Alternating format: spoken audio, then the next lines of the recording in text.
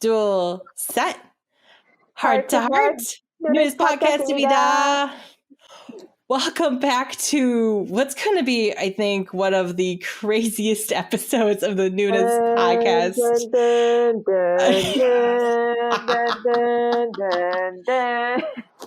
As you can tell, me and Jenny have both actually have seen Batman, and let's just say I have vengeance in my heart right now. We are vengeance. But this vengeance is... to me da. Heart to heart, vengeance to me da. Oh my God, I have so much vengeance in my heart. But as always, we're here with your co-hosts, Jenny and Ginny. All right, Jenny Vengeance, or I don't know what we're going to be called this episode. I don't know. It's a good question. I don't know either at this point because there's a lot of Noona Vengeance Noona. And the Vengeful Noonas. I'm not sure the Vengeful podcast. I have no idea at this point. I love that. That sounds badass though. The Vengeful Noonas podcast. The Vengeance podcast. No. But yeah.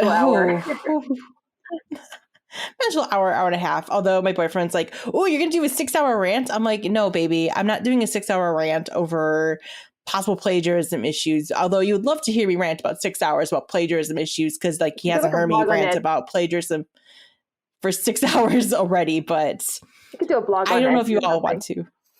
The Noonas blog, because we need like a blog journalism from our platform. Let me actually put my journalism degree to use. But no, before we get into why I'm about to go off on a on a tangent today, later in the episode, we do have a couple news stories to touch. Namely, they finally did announce the Queendom contestants for Queendom season 2, which took a while and actually has a couple surprises that we were not expecting, and a couple of groups that are not going to be on there that we were hoping to be on there. As well as a very well-known group disbanding after almost 10 years on the scene. Before we get into 5 reviews this week, kind of everything under the sun again this week with reviews, everything from second generation Ballad Kings B.T.O.B with their first major comeback as 6 now, because unfortunately they're not 7 anymore because of the whole Ilhoon weed thing. But with their first major release as 6 with their brand new album Be Together. A new release by 4th gen girl groups, and almost I would think 4th gen almost leaders in the girl group. STAYC? I don't know. I feel like they might be up there with... I guess, but unfortunately they're not really like, part of like the big 3 that will like, automatically put them in as leaders. But STAYC has like a really great, like impressive like lineup of like discography, which, really like puts them more like, levels them up into like recognizable status. Yeah, very recognizable space with like obviously other groups like ITZY and the other groups up there in the big, they're in the big 3 and like aespa and stuff. But they're back with their new album YoungLove.com. We do have 2 debuts to talk about this week as well. The first being the new girl group from JYP, NMIXX. And the second being actually kind of a holdover because all of them got COVID, unfortunately. But it's a new group actually from a smaller agency. And now I forgot what agency this group is from, but the group or something. It's like it's a Chinese like name label. It's like Yuhua. Yeah, I think it's Yuhua under that like the Korean subset of the label. Okay. Yeah, but the boy group Tempest also debuted now, having had to postpone their debut because of COVID, as well as a solo release this week from former leader of second gen group B.A.P. And his first release, actually, his first major album release, I should say, because he did release a single just after he came back from the military from Bang Yongguk. And I'll get into a little bit of his history when we get into him towards the end of the episode. But kind of have everything under the gamut today with ballads and hip hop and more modern fourth gen stuff. So kind of be all over the place. But Before we get into that, let's get into these quick news stories as well. But like we said, as we kind of been talking about, that Mnet has been talking about doing, or has announced that they were doing a season 2 of Queendom, which is kind of what they did originally with these like Queendom Kingdom competition series. They originally did Queendom, bless you, first. Me, sorry. Oh, bless you, Jenny. They did Queendom originally. I think that was back in 2019. I know it was pre-COVID. Because then they did Road to Kingdom, and then Kingdom, obviously, last season, which we heavily talked about here on the show. And so they've now decided to do a second season of Queendom, and they've now decided to announce the 6 competing groups / soloists who are going to be competing this season on Queendom. And not gonna lie, it was kind of, I don't know. It feels like I don't know how I feel about this lineup for Queendom. You know what I mean? Yeah, I feel like because since like the lineup, it consists of like a lot of groups and then one soloist. It kind of, I think they just like a callback to like their previous lineup, because I think there was also like one soloist of the right, because they had that's how they did it on Queendom season 1, because they had 5 groups and then one soloist, because they had Park Bom, who was the only soloist, who I remember people complaining even back then, saying like she kind of was like felt out of place with the other 5 groups. Like she fell out of place competing against like, Idol and Mamamoo, in those seasons. And it's just kind of was just weirdly out of place. And they're going to repeat that again this time, although it's the soloist Howlin. So I'm not sure. She does have a pretty good size fandom. So I don't know. She might be able to stand up to groups like, Luna and Brave Girls. Kepler, I mean, the other 5. And WJSN too. Yeah. Yeah, because we have Vivits, Luna, WJSN, Brave Girls, and Kepler as the other 5 competing groups, which, I mean, Vivits just literally debuted, because we just literally talked about them on our last episode. Kepler too, but they're like, at least they got a month, to like, I guess to like, give us like a fresh like take on, and of like a new group. But yeah, Vivits is like kind of in a weird place because they just debuted like not too long ago. Yeah.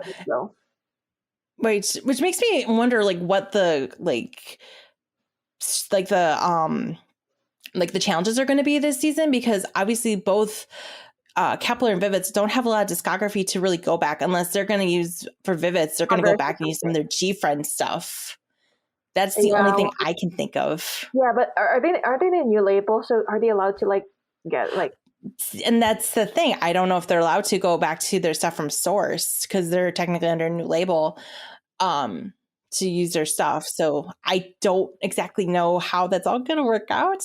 And I know people were complaining about Kepler being on there, because Kepler was the formed group under Girls Planet 999, another Mnet survival show. And it's like Mnet is almost like people were saying like, well, Mnet's almost trying to really heavily promote this group, because I guess the Kepler debut wasn't as good as they were hoping it to be. It was okay, but it wasn't like as spectacular like as Is1 was, because I think they were hoping it was going to be like Is1, who was gangbusters out the gate and had an amazing career for the 2.5 years that they had. And Kepler's not really pulling those numbers, which might just because people are just kind of sick of the survival show, and also just might be also because of the whole Produce 101 scandal, and people are still don't feel so good about that. Yeah, like they're like, I think they're like losing faith, I guess, and like a lot of the survival shows, which I'm personally glad that that they're running out of steam with those kinds of like shows, but yeah, I don't know what else I could say about that. Yeah, I don't know either. I mean, they're still trying to promote them heavily in Korea for whatever reason, but they are, and I don't know. It'll be interesting to see how this is going to go. I mean, obviously, I feel like there's not as much hype for Queendom as I saw for Kingdom, coming in, because I mean, they were really heavily promoting Kingdom, but I wonder too if they're promoting Kingdom because for some reason the guy groups are not as like heavily popular in Korea as they are internationally. Because like we knew when we were going into Kingdom, like Ateez, Stray Kids, the boys were really well known internationally, but like in Korea, not as much. Maybe the boys were, but like Stray Kids and Ateez, not as much. And then when they announced like B2B and Icon and SF9, I know B2B had some, obviously had, you know, a decent sized fandom in Korea and stuff too, but like, you know, it's the boy groups are not usually as popular for whatever reason is in Korea, especially as K-pop is kind of dwindling in like as popularity from the general public. Like there's still obviously people who listen to K-pop. Most of it just kind of relegated to quote unquote, you know, teenagers. They quote unquote say, but I think anybody can still listen to K-pop and enjoy it. That's just my prerogative. But I don't know. It's like I haven't seen as much promotion for Queendom as I saw for Kingdom. You know what I mean? Yeah. Yeah. So do you know like when they're gonna be premiering this series? Is it gonna be what, March 31? March 31st. So it's like literally the same time that they were doing Kingdom last year. They're doing Queendom this year. So it's like this like spring, early summer. We're going to see this competition taking place on Mnet. I don't know if it's going to be a similar situation like on Kingdom where like we're going to have to wait till like the later subs come out and they'll be distributed later because they didn't do obviously like a live viewing online or live stream online, which Mnet does sometimes. Like they were doing a live stream for Girls Plan in 999, so which I think would have been beneficial. I think for Kingdom, had they done that, that would have been really beneficial for Kingdom, especially for the international fans and for the voting. But I digress. I guess we'll just see what happens with the competition and see how these compete. Like I said, I'm not as hyped. Like I said, I think I would have been more hyped had like Dreamcatcher been in there for competition. Like if Luna and Dreamcatcher would have been in there, I would have been all over this. Oh yeah, no kidding. Oh well, I mean, yeah. I mean, yeah. I'm happy Luna's in here, but I would have loved to see Dreamcatcher competing because I would love to see the kind of production they would have been able to put on too. Mm-hmm. So, but that's just my opinion. Best of luck to whoever's going to win in this show. Yeah, best of luck to see who's going to come around with the crown this time around in the Queendom. So, but with that, I guess let's move on to our next story, and that's the announcement of a actually pretty major disbandment of a pretty well known group, second gen group, because technically, I think Noonas is technically. I think Noonas is second gen. They've been around for almost 10 years because they were before 17. 2012. So I guess this is the start of like the third gen. Yeah, like they're kind of that borderline second, third gen sound, I guess. Yeah. The same with EXO too, because I think they were like guest leaders of the third gen. So like true. So, yeah, you're right. It's true because BTS is third gen and that's 2013. So yeah, I guess you could say third gen, like be the beginnings of third gen. But it was announced by Pleiades Entertainment on the 28th that 3 of the members of New West, Aaron, JR, and Ren, have decided not to renew their contracts with Pleiades. And therefore, on March 14th, on the end of the day, March 14th, their contracts will be expired. And they will no longer be part of New West. And New West as a group is going to disband. And they're going to cease all their activities as a group of 5 members. And they're just going to wrap everything up. It was announced that both Baekhyun and Minhyun did renew their contracts with Pleiades. So I don't know if they're going to continue with Pleiades doing solo work or what they're going to do. Yeah, but they're going to be their future New West anymore. Yeah, since like it's I guess disbanded, like no operating like as New West anymore. Yeah. So New West is basically going to finish up with one final album coming out on the 15th, and that'll be it for their careers as New West. And I know fans, loves are pretty upset because I feel like they feel like they've kind of been like the redheaded stepchild of Pleiades because, you know, when 17 came onto the scene, like Noonas kind of got shoved off to the side a little bit. It didn't help, and I know there's been after the acquisitions of like, you know, under Hybe, it's been like a lot, like I think even G-Friend as well too, since it got, you know, like during the acquisition. I don't know if like the acquisition really affected like the groups that aren't as known anymore, that to have them like, you know, like go out. So I guess it's pretty much like, you know, the effects of what's, you know, happening with like under a new label. Yeah, and I can't say because, like, I mean, like I said, Noonas has been around for such a long time, and I wonder if they just wanted to go on and pursue different things in their lives or their careers.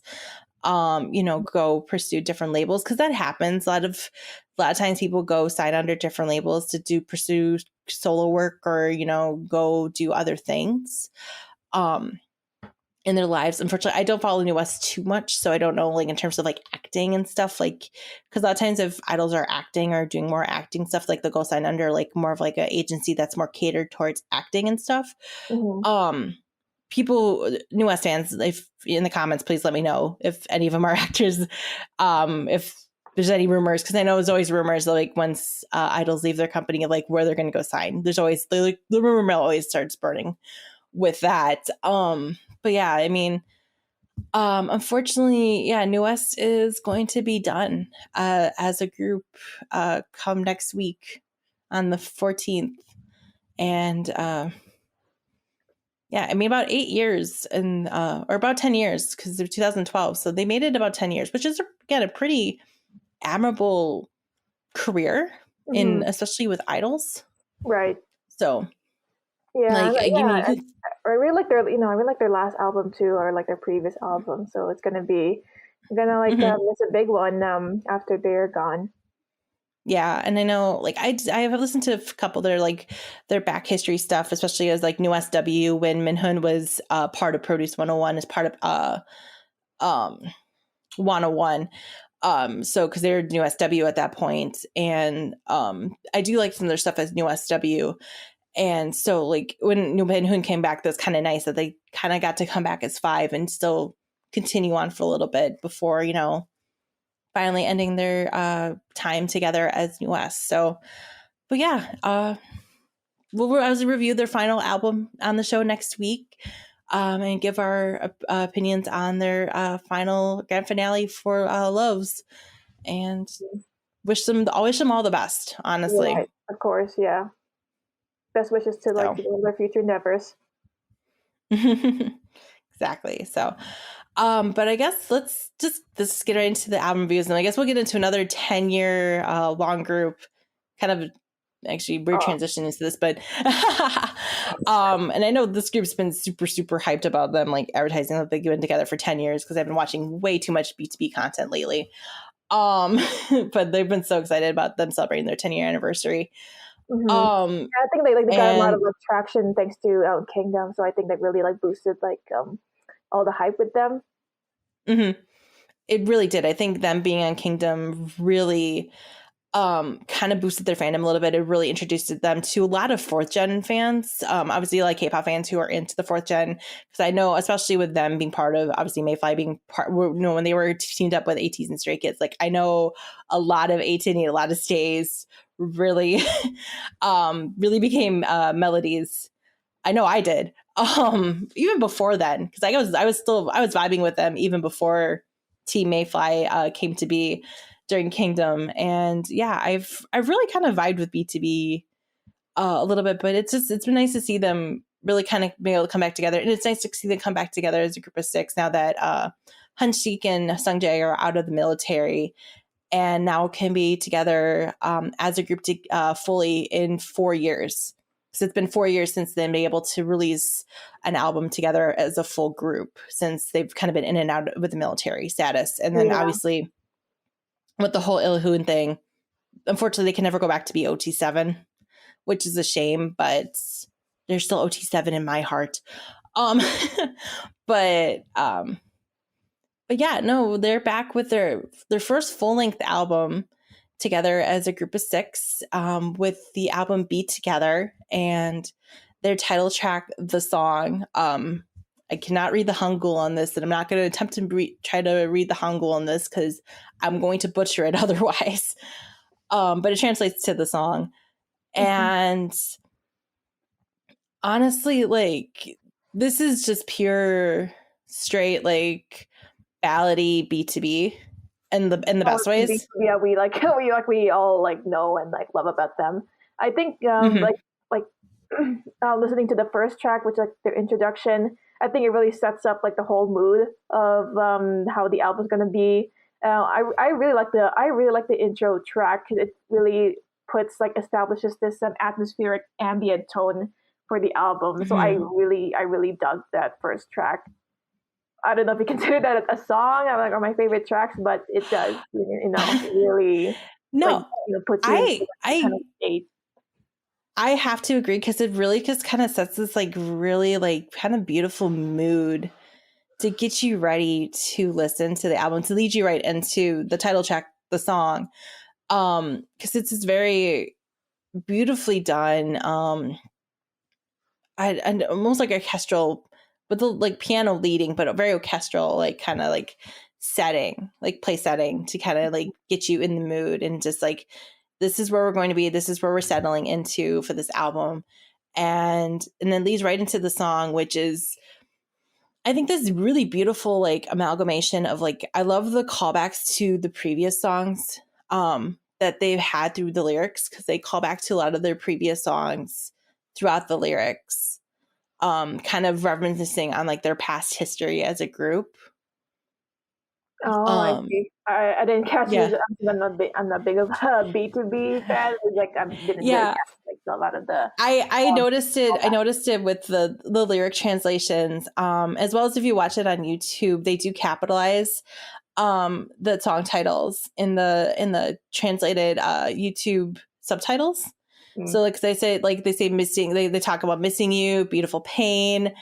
There's a lot of callbacks to their previous songs in the lyrics, and I really dig that. Like they really kind of tried to tie like everything kind of together, like this past history, and like thanking their almost thanking Melody for getting them this far, for getting them to these past 10 years, and for whatever's going to come in the future, because they're hoping to continue on for as long as they possibly can, it sounds like. Yeah. And I think with this album, I think it really has the advantage of not being like the full on ballad type of I guess like genre style that this is aiming to be. I really appreciate that this album features more like subgenres, so not just like slow the slow sentimental songs. We also have more of the upbeat like B-sides, which I really dug more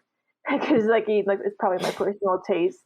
Like their way. I think it also like fits too. It really fits their style as well, so it doesn't seem as jarring as like like going from like their sweet ballad songs into like more of like an upbeat like energetic, I guess energetic R&B songs. A lot of those songs really reminds me of like SHINee's discography and like music style. I really personally compare them to. So it like really brought me back to how when I listened to SHINee. I think with like songs like My Way, Whiskey, and even like Dance with Me is like it kind of screams SHINee to me, but I don't mean it in a bad way. Like kind of like makes me immediately thought of that comparison. I was harkening back to like, it was giving me like definitely like second gen vibes with those songs, and like it's really good to know like obviously Hunchik does a lot of the writing. Like he's always kind of like harkened to the group as like they're genius composer of their group, but also note too, Minhook did a lot of the writing too, and quite a few of the songs, especially I think on like Whiskey and stuff like that, and My Way. I think he actually got to do more of the writing credit this time. I think he actually took the lead on Whiskey over Hunchik, because usually Hunchik is the one who does majority of the writing, but I think Minhook took the lead on Whiskey, if I remember correctly, if I'm looking at my album liner notes correctly. But yeah, it's kind of nice to see them kind of work back and forth and kind of go back to those second gen vibes that obviously they're kind of born out of that era, the later part of that era, and and be able to embrace that. And yeah, I love the fact that this album is not just straight ballads, because it could just be kind of a very one note, one tone thing if it was just straight ballads for all 45 minutes, because this is a full-length album. This is a 45-minute long album, but they do break it up in a very nice way where it does start kind of like slow melancholy, thanking everybody with the song and like Be Together and the slower ballad stuff. But then it picks up and it kind of gets more joyous and more celebratory and happy. Almost even a little bit more experimental in a way too for B2B, I find. Yeah, I agree. But it still fits like their style and their discography so well. They're very, very discography from 10 years, because they've been around for such a long time. They've done so much in their history. Like if you go back to Wikipedia, they've done quite a bit. Right. And it's really nice to see them really get to play around with this album.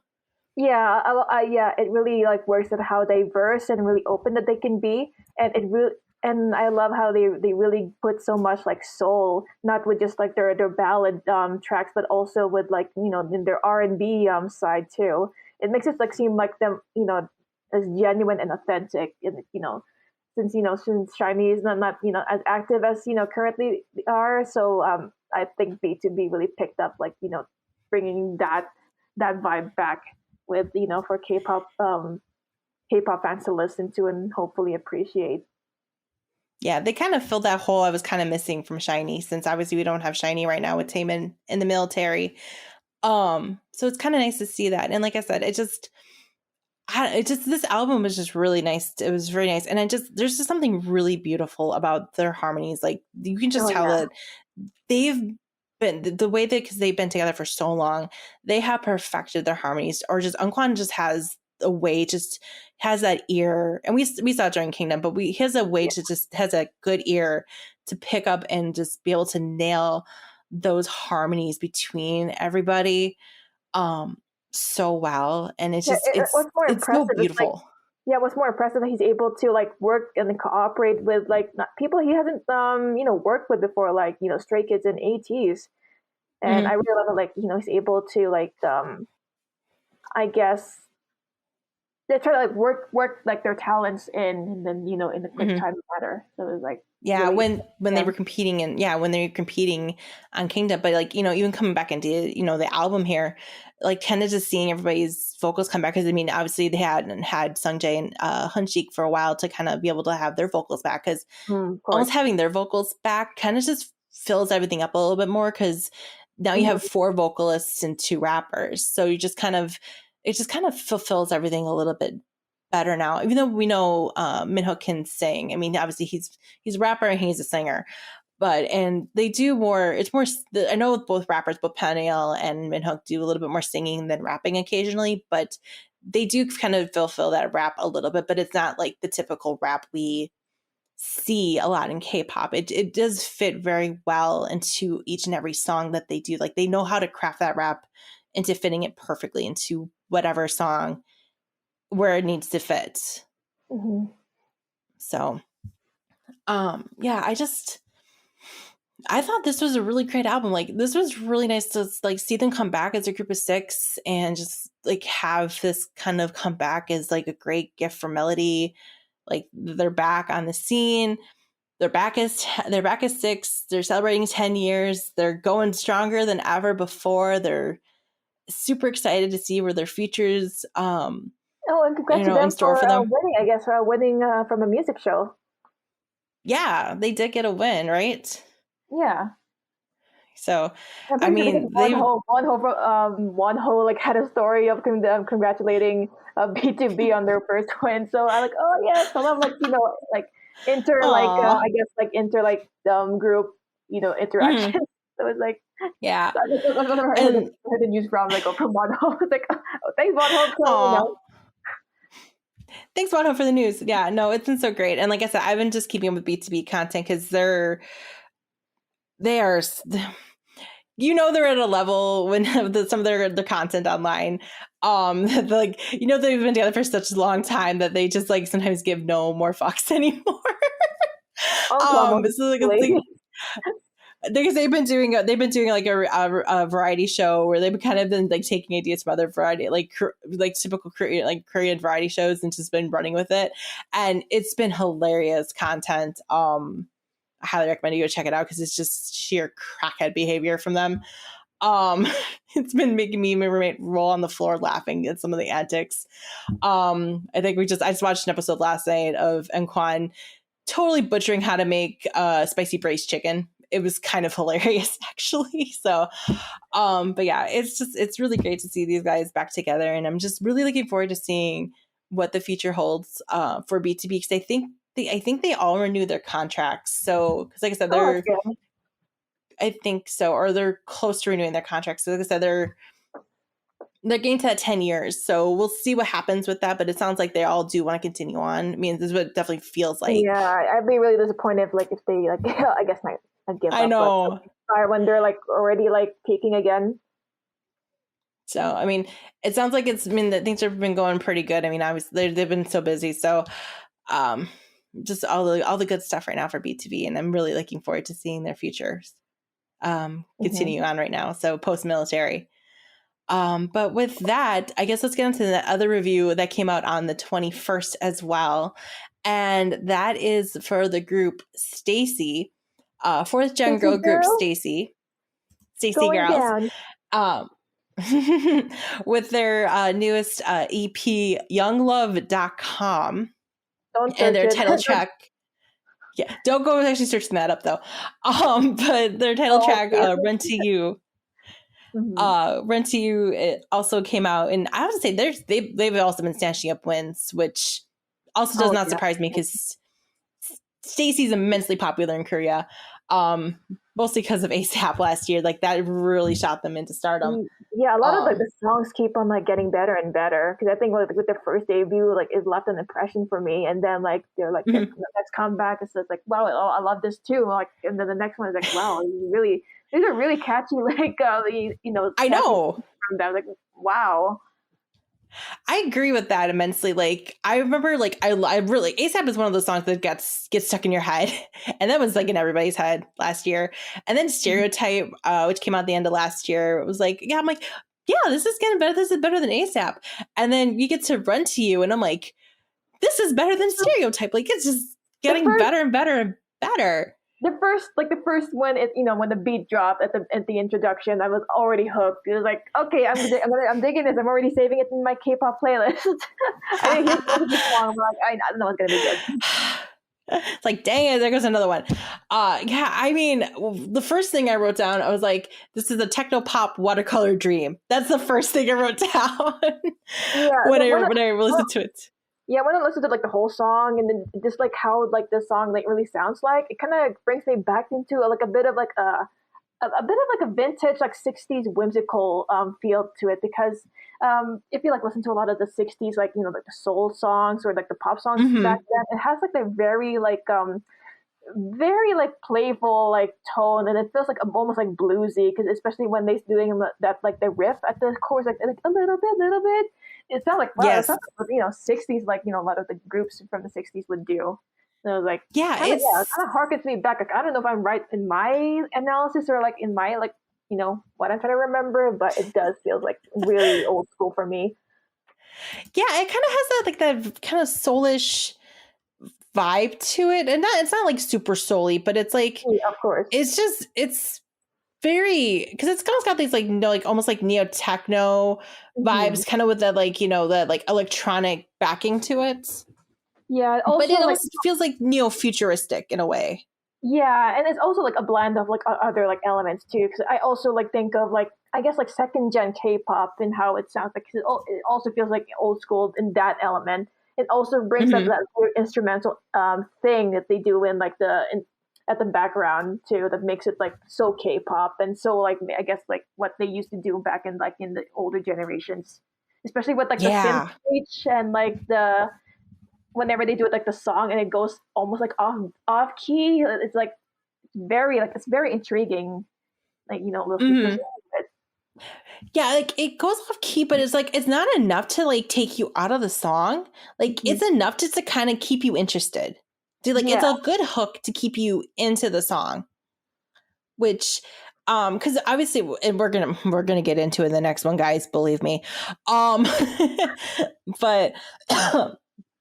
it's just like it's something really fun and flirty, and I don't know, like and also with their vocals too, with the 6 members of STAYC, like their vocals just really bring something to it too. Like that's just really fun. Like it's like because like I was trying to like debate like if it's girl crush. Like I don't know if it's really like what I would like define as girl crush, and the definition of girl crush in K-pop. Yeah, you know what I mean. It's like a good blend of like the cutesy and like a bit of a girl crush into it, but it's something else. Like we should like stray away from like just those two spectrums of like girl group. I agree. I agree with that. Like, there's so many other like subsections. Like, but most people like want to go to like the two, like either girl crush or like cute girl next door. Like, there's so many other like avenues you can explore. But people like to try to pigeonhole into like the two. But there's just something. I don't know. There's just something so fun about this song. Like, I really like it. It's an earworm. That's for dang sure. It really is an earworm. Yeah, it's a good earworm. Yeah, it's not an annoying earworm that's going to be like, oh, I hate having this one in my head. Like, I actually like having this one in my head. Yeah, like I really like do like those 60s dance too. Like whenever like I listen to like Run to You, especially when I go to the chorus, like I really like you want to bob your head towards it. I do. Yeah, I feel like I want to like wear like a short 60s dress, like A-line dress, and just kind of like dance like very 60s style. Yes, exactly. I very much want to. But yeah, I don't know. I really dig it. Like the more I listen to STAYC, the more I really do enjoy them. Like I said, I really do think they're establishing themselves as like one of the top like 4th gen girl groups. Even though like as we've been talking about, like there's a lot of really good 4th gen girl groups out there. Mm-hmm. Especially debuting as of late. And STAYC's been out for about a year now, over a year now, I believe. But they've just consistently been just hitting it out of the park. And that I think is why like they just kind of continuously sit up there like with ITZY for me for like top girl groups and Everglow. Right. In my opinion. So yeah, I agree though. I think I really like, I put STAYC on like, top one of my top for girl groups. And I just really hope like they could like, really enhance themselves further into like, getting more well known, even though like they are in that track. Yeah. Well, I mean, they're definitely getting the views, and they're definitely getting the wins, because I think they just got their 3rd win for Run to You. That's good. So I think the 3rd or 4th one, I can't remember now. They're getting the win. They are getting wins for Run to You, so that is a good thing. And I don't know. I mean, there's any other songs off of YoungLove.com that you really liked? Because I'm not gonna lie, I really did dig like Young Love. I really liked it. It's just like it was just like it's kind of like this like weird amalgamation of like a love song, like the like love song for Gen Xers. Of course, this is a millennial saying this is a love song for Gen Xers. So take that as you will, everybody. But there's just something kind of really well done about that song. Like I just really love the arrangement of it, just how it's really arranged and brought together. And I don't know, I just really dug it. Yeah, I have 2 other favorite B-side tracks. First, same.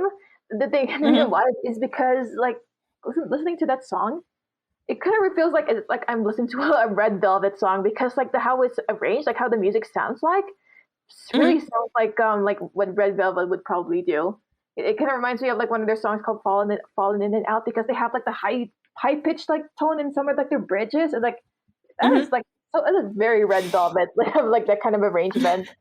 And yeah, it's just their thoughts. So and also my other one would be 24/7, because I like really love the lo-fi electronic R&B mixed into it.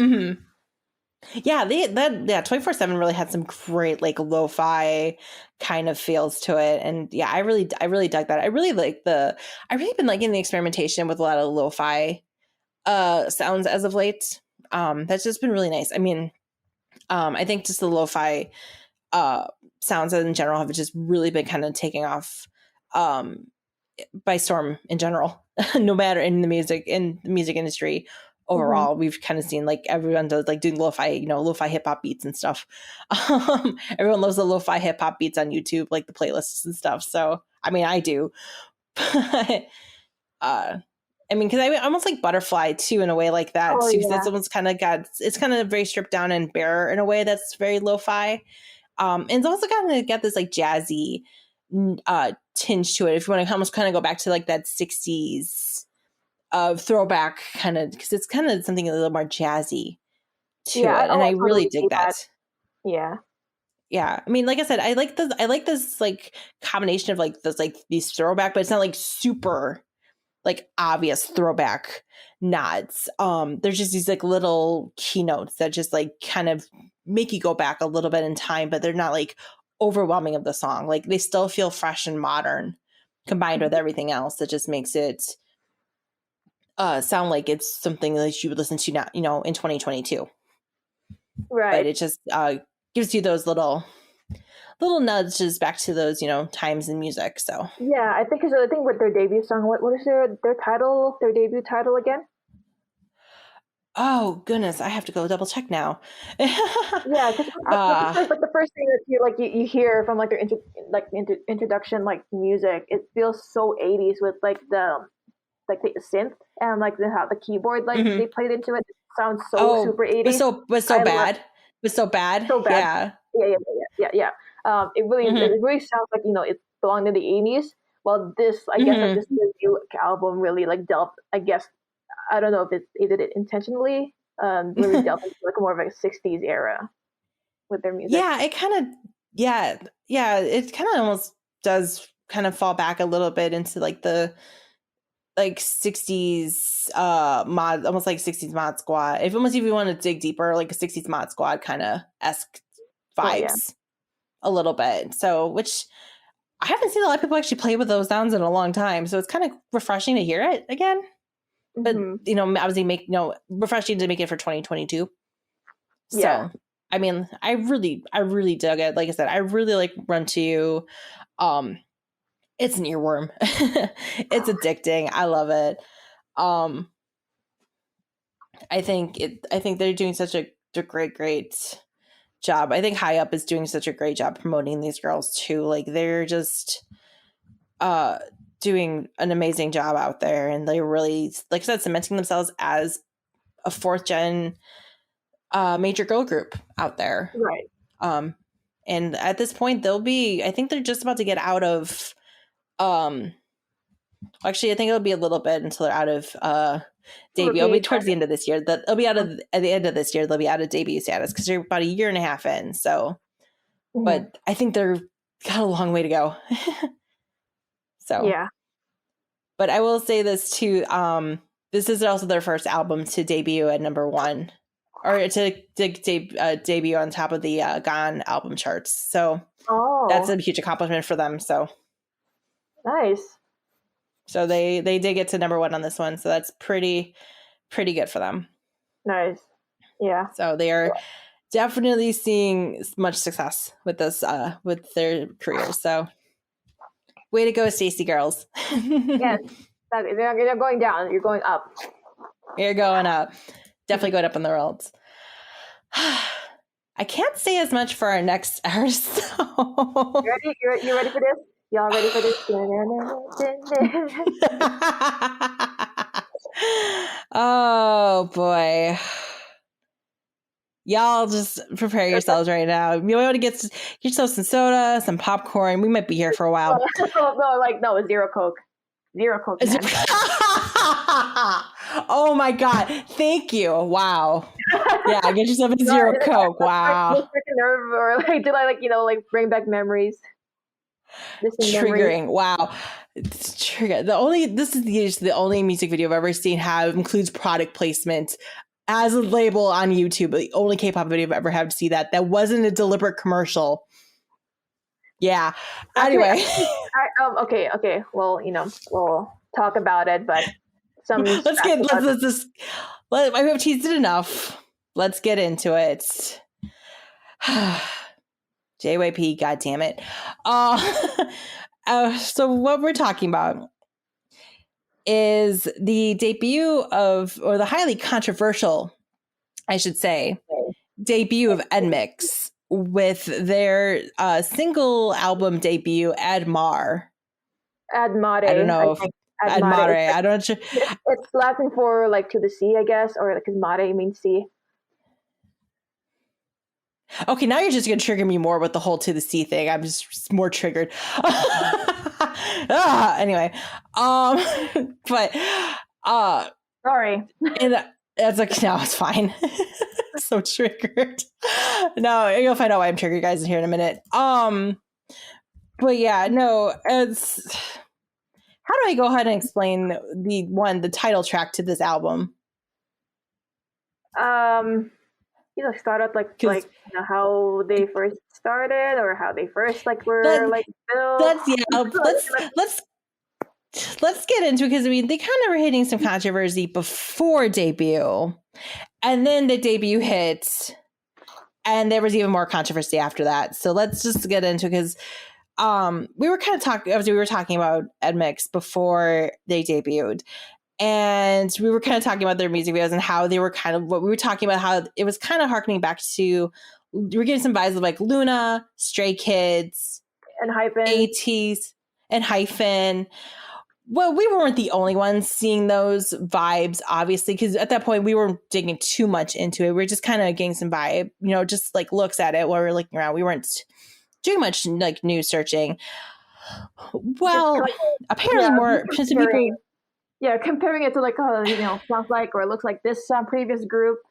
So nothing much, I guess, unique to say about their teasers and all that. Yeah.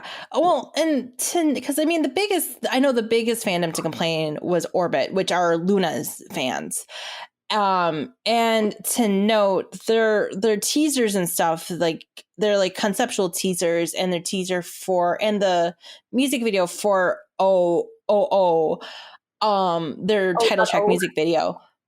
It's like I think is how it's pronounced. When you see the title, it looks like the emoticon of when you're I guess shocked, surprised. They have the big eyes and the small mouth, so it's like that shocked emoticon. Which is a very fitting, very fitting title track look for this whole debacle or the shebang of a debut. Pretty much, but the title. Yeah, we'll get into it. But it was because it was found out that Digipetty did the conceptual trailers and also did the music video. And Digipetty has worked with, and Hyphen has worked with Luna, has done some stuff with Ateez in the past. So some of I know especially Orbits were definitely up in arms about at least the conceptual trailers, because there's a lot of stuff in the trailers that were very, very comparable to stuff in the Lunaverse, which I know Lunaverse is a very, very, very detailed storyline as well. It's one of the more detailed storylines out there in K-pop as of late. It's so conceptual, guys. I can't even follow it. Let's put it that way. It's so crazy. And they have their own visuals. You can tell by the looks of the planets and the space that is so very Luna's. It really defines them. Yeah, that is Luna's thing. That's why their fandom's Orbit. That's their thing.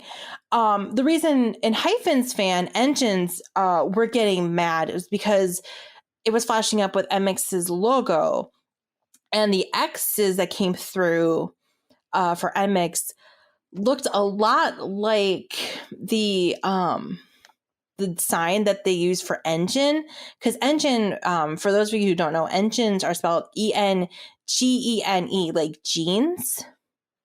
And so when engines when they do display their names, it's EN and then that symbol for the gene.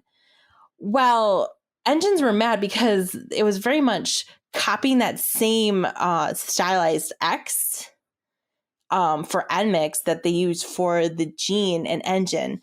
And I know, like I said, engines were pretty mad about that too, because this isn't the only time JYP's gotten hot water as of late for supposedly copying another group's logo.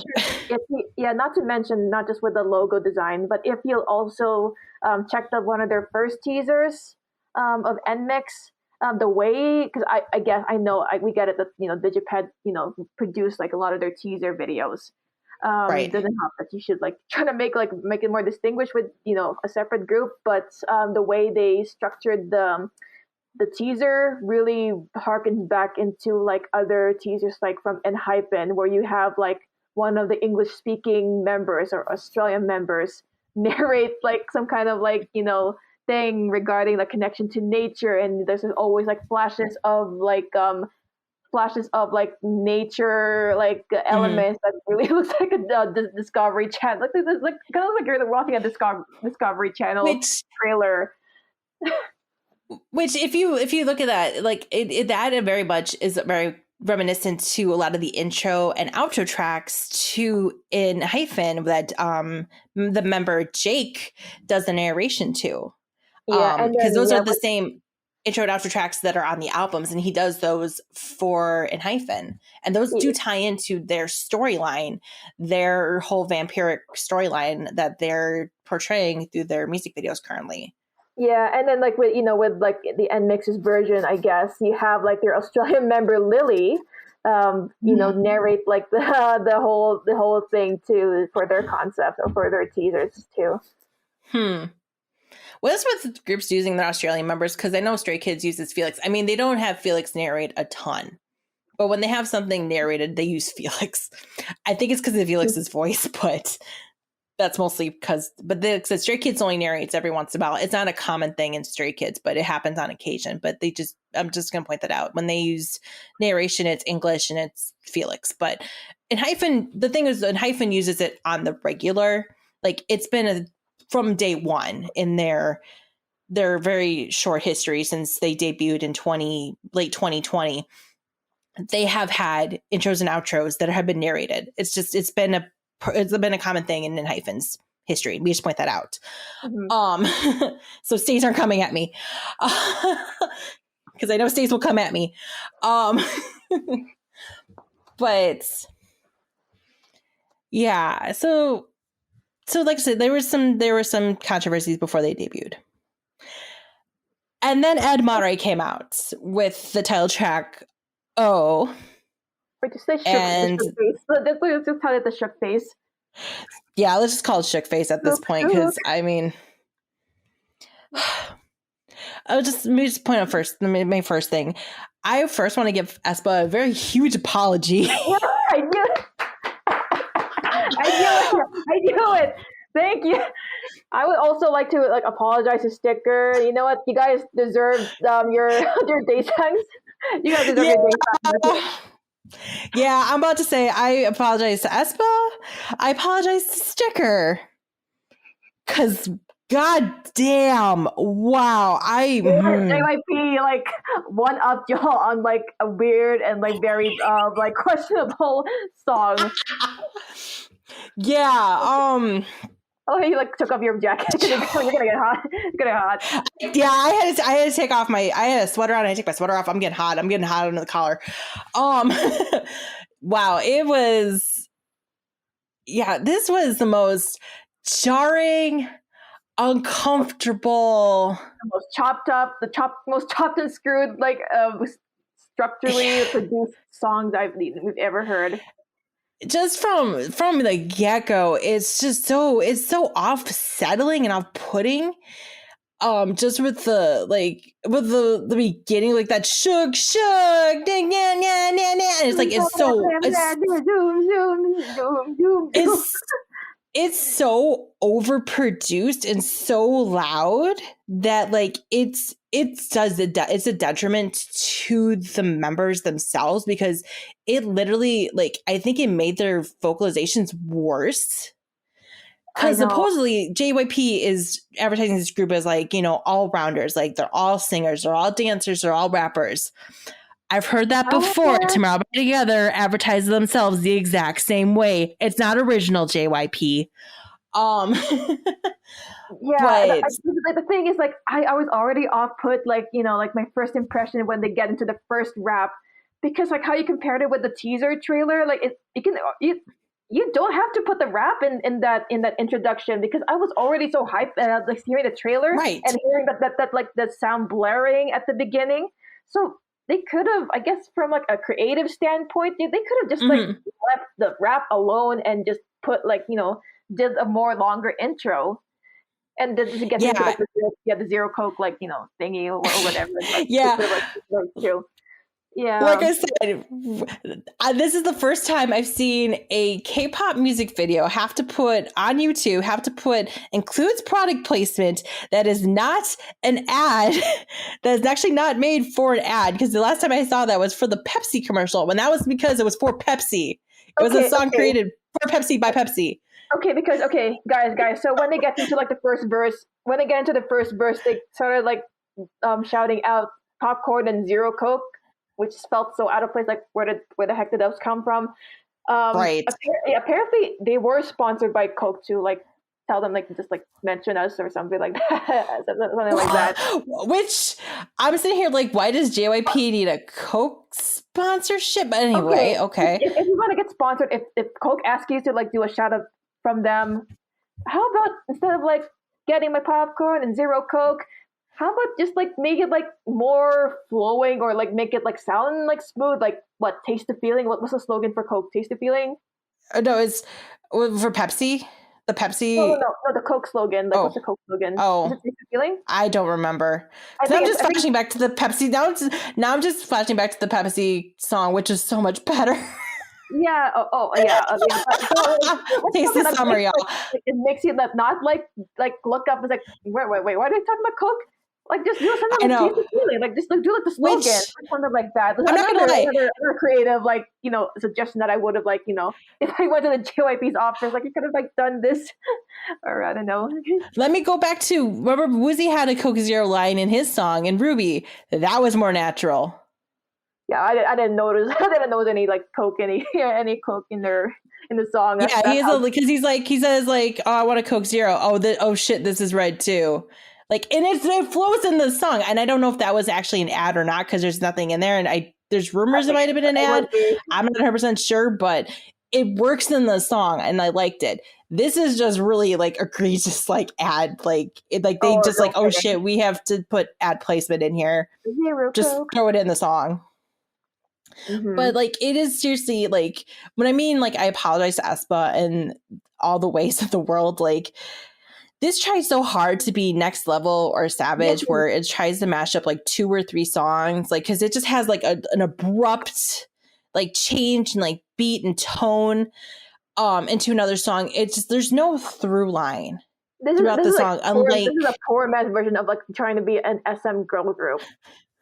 It really is. Like, at least like aespa, like I find with aespa, like as much as like it can be jarring for their stuff, like there's at least a through line that kind of does connect like the different parts of the song when they do change the beat drops and the breaks and stuff. Mm-hmm. Like you can kind of see where it's coming from, what's connecting the songs.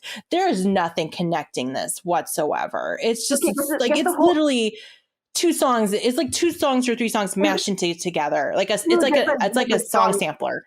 It's like a music genre, so just clashed together, and it didn't flow well. Because the thing is, I think I figured it out, or I think I know why it doesn't like mesh well, or it didn't like flow as like smoothly as we like to hear. Is because how they did it is, the first part of like the song from NMIXX was some high energy dance noise, like typical girl crush music. Yeah. Like, really loud, really like bombastic and all that. And it gets into like the more soft pop rock interlude with like their second style of like music. And the thing is that those 2 genres don't connect well together. I think the ones with like how SM really excelled in with their beat switch ups is because they have genres that in history has coincided together and has like sounded really really well together. It's usually hip hop and R&B that are like the best choices to like do some kind of like switch ups for in the song. Because if you take like Next Level as an example, like the first part is more like a hip hop rap part, and then they get to like the Navis R&B track. So that I guess like flows better than like this one from NMIXX. Or if you want to do more like examples, so we have like SNSD. SNSD is like the staple of like how to do like the K-pop, like classic K-pop switch ups. Because I Got a Boy, it has like Thank you. Like I Got a Boy has like first of all has like the slow hard pop rock into it. It's like really like like to those 2000s pop rock. And then they go into a more faster pace, but it's more of like an electronic pop, but it still sound a bit similar from like their first first side and then to like their faster side. So you gotta like you gotta like work meticulously and try to like think which sound really like sounds similar, so we can like connect them together. And the one from NMIXX with the high energy dance with in a soft rock doesn't work, not in our opinion. Right. Yeah, I mean, honestly, because like I Got a Boy is like obviously like as a precursor, because that came out way before, because that was Girls' Generation, and I mean, and I love I Got a Boy, and that, like I said, and like that is, yeah, you have that through line, because again, like hip hop and R&B connect so well together, but yeah, these just two genres don't mash, they don't mix together well, and it's just so jarring. And the fact like they want to call them like this new like quote unquote mix pop genre, not everything mixes well, which SM already like cut that in the bag. So I don't know what is like saying, oh, we're gonna do like a new concept for K-pop. I was like, excuse me, SM like hi. Have you seen her discography? It's like SM's been doing that for the past few years. I don't know where you've been. Decade. For a decade. Yeah. I mean, it's I really don't get like the mindset of like the mindset of what like JYP is like coming up these days. But okay, if also another examples, not just like other than like K-pop without like the beat, like weird switch ups. Also check out like a song that I used to listen to. It's called The Age of Aquarius / Let the Sunshine In. It's by the Fifth Division. It's a very like old school 70s song. They do like a switch up that makes all the more sense, and like you can tell like, okay, we can like transition to like a more faster like pace segment. Or another classic example, Bohemian Rhapsody. Enough said. Yeah, I mean, it's been happening in a long time in pop music, so it is. I mean, it's been done so much better. This was. Oh, I mean, I'll put it this way. This is so jarring. Like, the public did not take it. This thing charted horribly for JYP. I think it dropped out a day after it debuted. Like, this did not debut well. Even with the first comments, when I was like scrolling through the first comments when it came out, it's nothing but like just like criticisms of and like their like first impressions didn't seem like like they enjoyed it. Like it feels so weird to me. Like, I'm so like the keyword of like of the comments was I'm confused. Yeah, a lot of confusion. A lot of people just like, what is happening? Like my eardrums are confused. Like it was just a lot of just confusion and just what is happening. Yeah, and then the narrative just. Oh, sorry. Go ahead. No, just go ahead. No, go ahead. Go ahead. It sucks too because like the whole thing sucks because we have talented like promising artists, because people were like people were excited with with Lily, because I heard like so much about like Lily's journey into debut, and she has one of the nicest voice like we've heard so far in fourth gen. I think it's really like very distinguished. Like I can like tell like, oh, I can already tell like with Lily's voice, it's very beautiful. And just to have her like being like dragged into like this kind of messy song like this, it didn't really like utilize her voice and her talents well. Especially also including like even the choreography with this like I think the positive feedback for like the song is the choreography, because I am so impressed that they're able to make such a dynamic performance in such a chopped up, like, messy arrangement. I am like impressed that they're able to do something like so cool. Yeah, like that is like almost a feat in and of itself. Yeah, I don't know how you could choreograph this thing because it is just a mess of a song. But yeah, I know, like, and it sucks because like I felt like JYP did these girls so dirty with this song because it's just a mess. It's not the girls' fault. Song to debut. It's the producers and like JYP and like the ones who like produced this, like who gave them like the green light to like okay this. Yeah. But then there was more controversy that came out after this, and it mostly kind of stumbled through onto like Twitter and a lot of like the forum boards and stuff, and it kind of evolved into a fan war. Which, oh my god, I'm not gonna lie, they're already getting like they're already getting heat from other existing groups, but I don't think it's like anything different with like new groups. So no, it's usually not anything different in the groups, but they were getting a lot of flack from Ateez out there and the Ateez fandom, especially with the music video, because if you look at the music video, there's a lot of things in the music video that kind of reminisce a lot of things throughout Ateez's universe. Like it's the visual that like really like almost especially close to like with NMIXX's like also visual production and like how what the setting that they're in. Yeah, there's a lot of stuff that just like, and like, one is a coincidence, two, to start getting a little suspicious, but like it was just like more and more things were starting to kind of creep up, and it's just like, okay, is JYP really trying to curb on Ateez's success and like the storyline and everything? Especially because it was coming through, because there was a release out on their, like, I think it was like on their like fan cafe or one of the social medias, like the blurb of their storyline about how they're like, how they're venturing into, they're taking a step into an unknown girl. This is NMIXX. This is from NMIXX. Like they're from their storyline. They're saying the 7 girls awaken into an amorphous world where the boundary between the sea and the sky was born.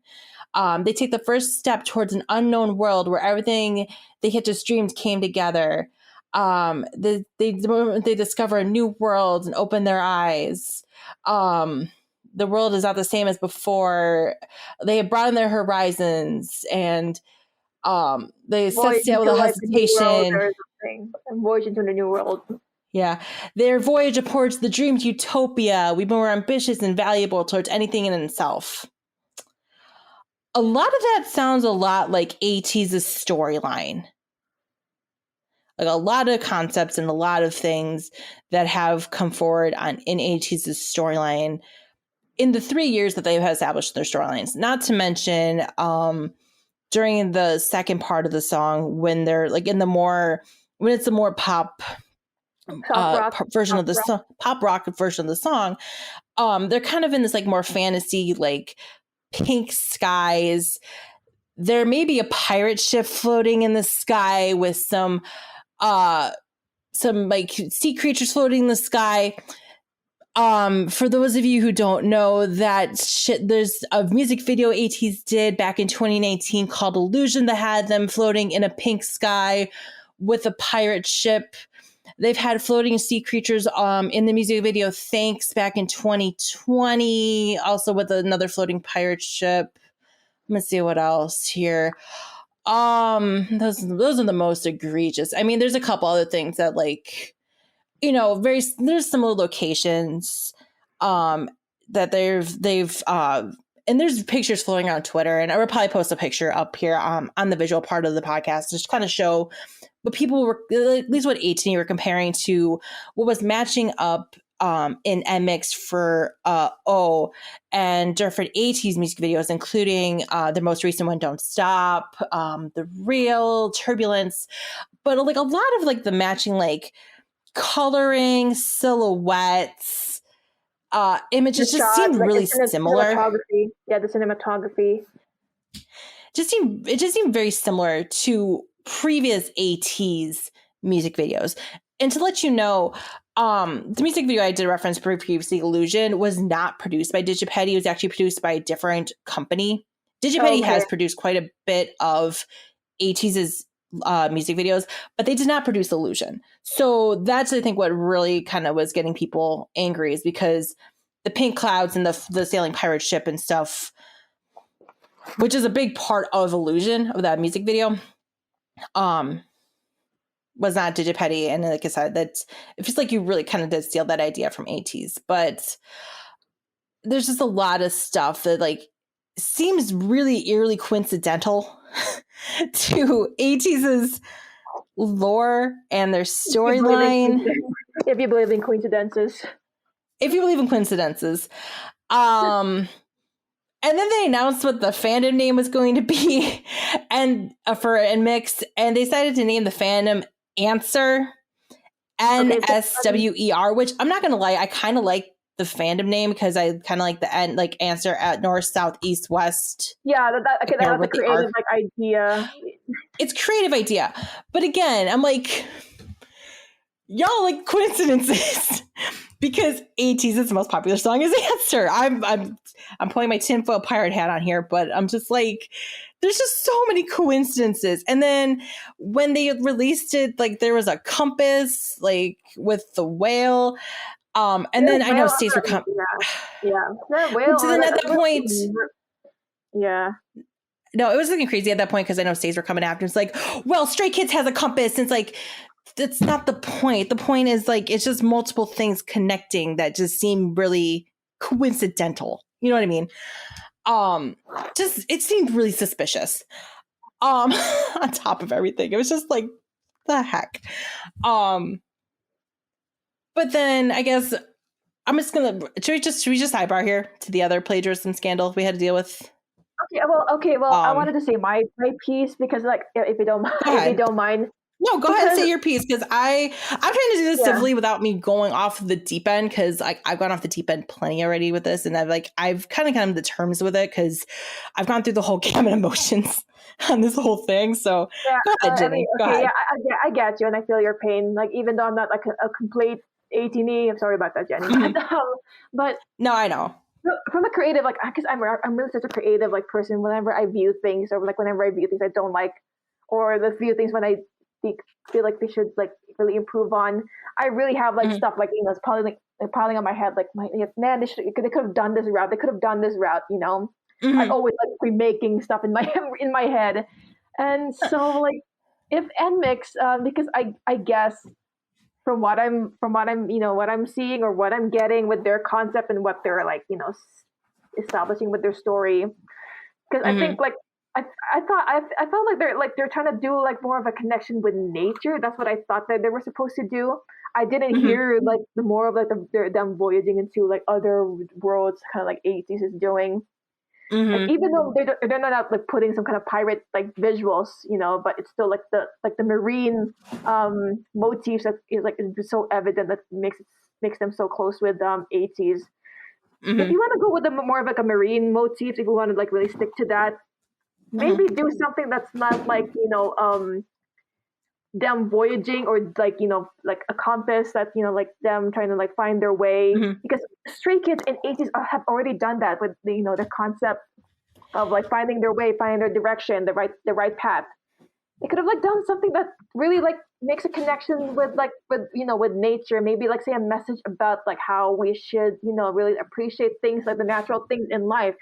Because they could have done it with their music too. Like, they could have done some more ambient tone or atmospheric tone with their music. So they could have like really maybe stuck with their soft rock phase. But if they want to do like a mix pop, is so to say, do some like, you know, like something that's close to like, you know, soft pop rock type of like, you know, spectrum into their music. But also, if you want to do like a more aquatic thing, because Mare and like the album has like a lot of jellyfish in the album cover, do something that like make them like mermaids or something. Like, it's kind of close to pirate, but I don't know, like something that them like swimming through like aquatic creatures or something like that. You don't need to like talk about like going finding your path and all that, finding like a new world. Just like talk about like SeaWorld or something. SeaWorld, K-pop SeaWorld. I mean, I think we may have seen like like mermaid concepts before, but maybe like try that, try something like that, because you don't want to like be like a similar with STAYC and Ateez already, because they already done that. So like try something that's like another aquatic aspect in your concept.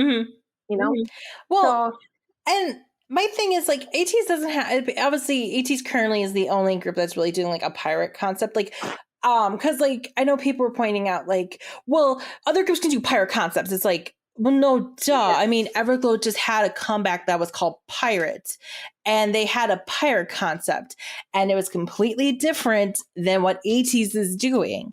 And it's not going to be a permanent, like, yeah, it's not going to be a permanent concept they'll be sticking through from like the rest of their careers. No, it's just like a one-off thing, and then that's it. Right, exactly. Like you can, or if you wanted to do the pirate concept, you could do, like you could do the whole mermaid thing. You could go a whole different direction than what Ateez is doing, which is this whole like, again, finding utopia, or this kind of utopian finding their path in life kind of aspect, because that kind of seems like what NMIXX is kind of curbing on currently with their storyline. And it just really sucks. Like I said, as somebody who is an 18, who's really been really into this storyline, as somebody who sees it and then knows that it's very much integral to their own lives, that they put their own about it. Yeah, I have a lot of passion to it. And also they have a lot of passion into it too, because they put their own personal stories, their own personal touches into the storyline. And to see another company, another bigger company come in and just curb it and take it as their own and barely change anything out of it, just really hurts. You know what I mean? It just it hurts in a way. It's almost insulting in a way. It's like, oh, we can take your stuff. You're not like like a big company anyway. So yeah, especially because KQ has worked so hard to get and Ateez has worked so hard to get to where they're at, to be, again, what I think is one of the top 4th gen boy groups, even though they still continuously have to prove it to the public, I feel like. But it's just really sucks. And like I said, it just hurts to see other fandoms. Like I've seen other fandoms kind of step up and kind of join us with defending. Carrots out there, I love you. I've seen 17's fandom actually come out and defend us. So Carrots, thank you. I love you.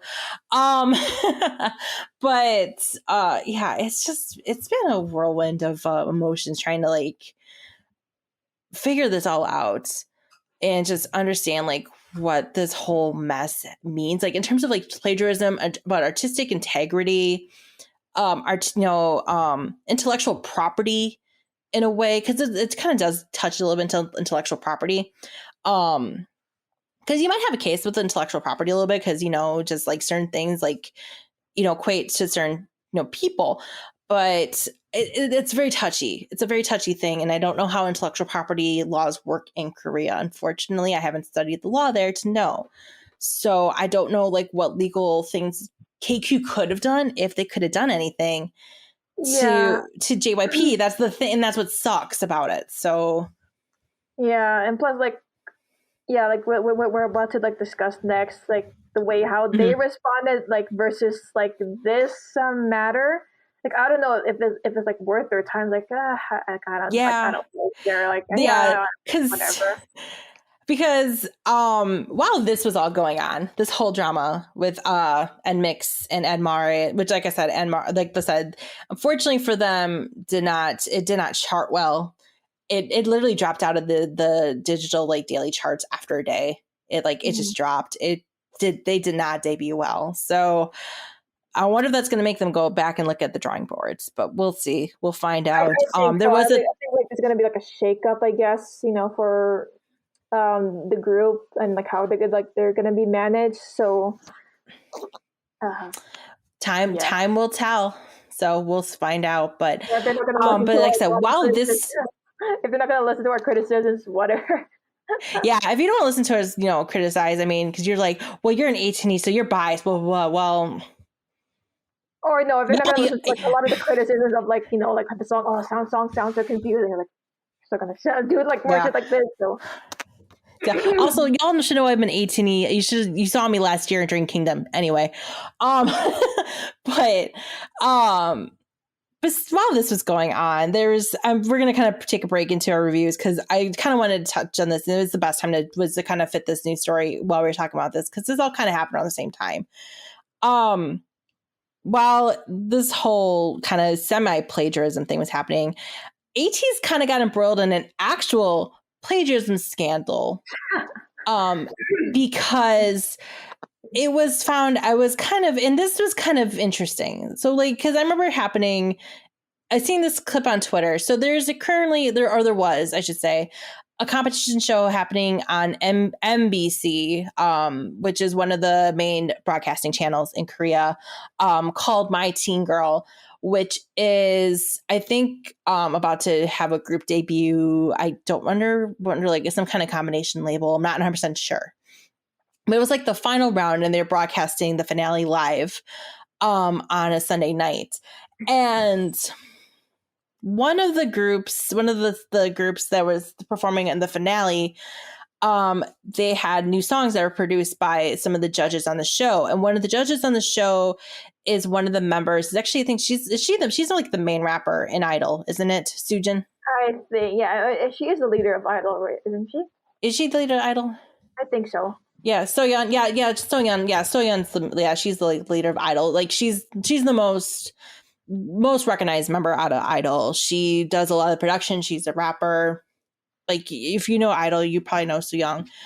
But she's one of the judges on the show, and she was leading production on one of the songs for the finale that some of the girls were going to produce and that were going to perform on stage during the finale.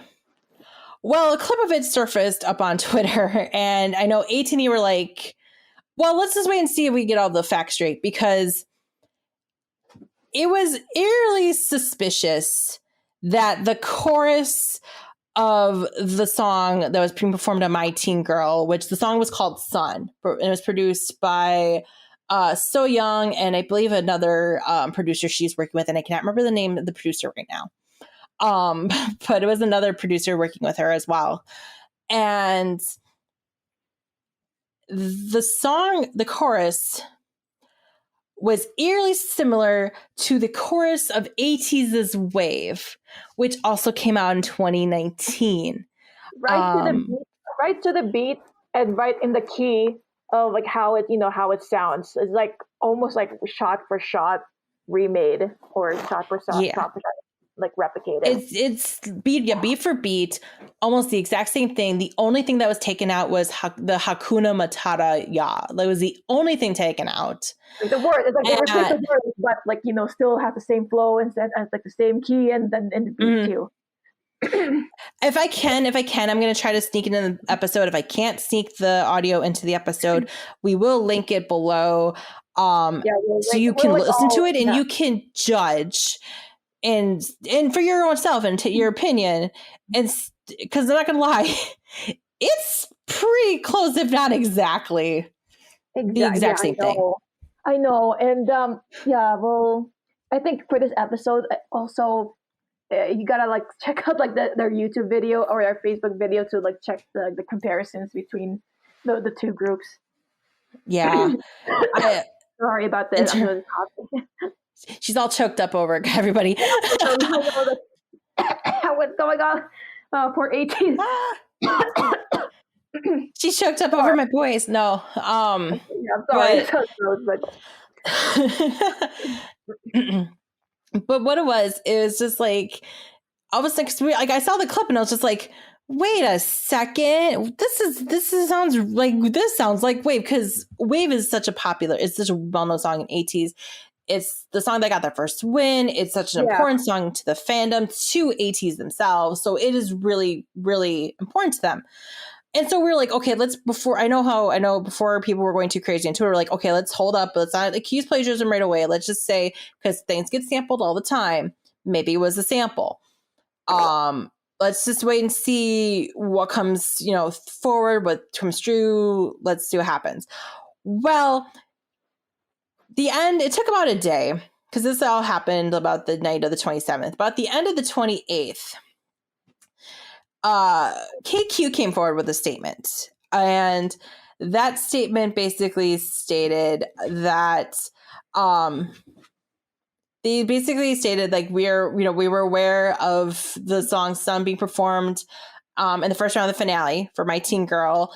And the agency received multiple reports that from official channels, official emails saying that the chorus sounded a lot like Wave. Mm-hmm. And the agency reviewed the information and found that the credit to the song the song Sun, which again, the song Sun was the song for the show My Teen Girl. They credited Edenary. So let me note here. So when the song was originally aired live on NBC, there was no mention of Edenary on the card, because usually when they do a song, they'll flash like the credits to the song, like who wrote it, who composed it, that kind of thing. There was no mention of Edenary. If you watch the YouTube video from NBC, you will see there's no mention of Edenary or of any of the members of Edenary who actually wrote the song on that title card. They only added that to the music platform Bugs about an hour, I think, before it dropped on Bugs. And they just credited it as Edenary. Now, for those of you who are not in the know, Edenary is basically the whole kind of producing hub that is run by Eden, who's one of the main producers behind Ateez. It's kind of like the whole hive of them. It's like 10 over 11 producers under them. However, when they produce things, they don't title it under Edenary. They credit the individual producers themselves, because it depends on who's working on the song. So they give the individual credit to the respectful producers who have worked on those songs. So in this case, it should have been Eden, Buddy, and Leeds, who I think were the three main producers on the song, besides Hongjun and Mingi, who wrote the raps on the song. And so those should have been the three main producers on the song that should have been credited, but they were incorrectly credited. However, let me go back to the statement. However, KQ continues their statement and says, "We would like to clearly state here, there was no prior discussion about this with Edenary or with us, the agency. With the goal of respecting the inherent work of creators, we ask people to refrain from reckless speculation and stop false reports in their tracks. Thank you." So it came out that KQ and Edenary and Eden as a whole weren't contacted about being discussed about using that as a sample or anything. So it got a little suspicious. A couple hours later. It's not suspicious because KQ came out for this situation, and they called them out on their shit. Right. They called him out on this situation because this was pretty abject plagiarism on the song Wave. So a couple hours later passed, and Soyeon had to make a statement through Cube, her agency, regarding the song. And I think she made a personal statement too on her Instagram. But the official statement from Cube states this. It says, "Hello, this is from Cube. This is Cube Entertainment. This is our official statement regarding the controversy around the My Teen Girl finale song Sun, in which Idol's John Soyeon participated as composer. First, we bow our heads and apologize for causing controversy with the release of Sun. After the finale aired, we monitored the situation and recognized the similarity of part of the melody to another song." Sidebar, I like to note the fact that they can't even have the balls to come forward and say the song title. It's like, we all know what it was. Yeah. But they couldn't even say it in the statement. Our artist spoke directly to the producer of that song about the situation and apologized to them. In that process, we judged that since we had acknowledged the similarity, we had to give credit to the original producers. After Soyeon's discussion with the producer, she sent requests to the production company of Sun asking to modify the credits. 1 hour before it was set to be released, the producer's agency told us that they opposed this But since the request to the production company had already been made, the song was released as it was without the agency's opposition being reflected. Once again, we apologize for this situation in which the credits were modified without concrete discussion with the producer in question and their agency. We will do our best so that this issue does not occur again. Thank you. So basically, they got caught. Yep.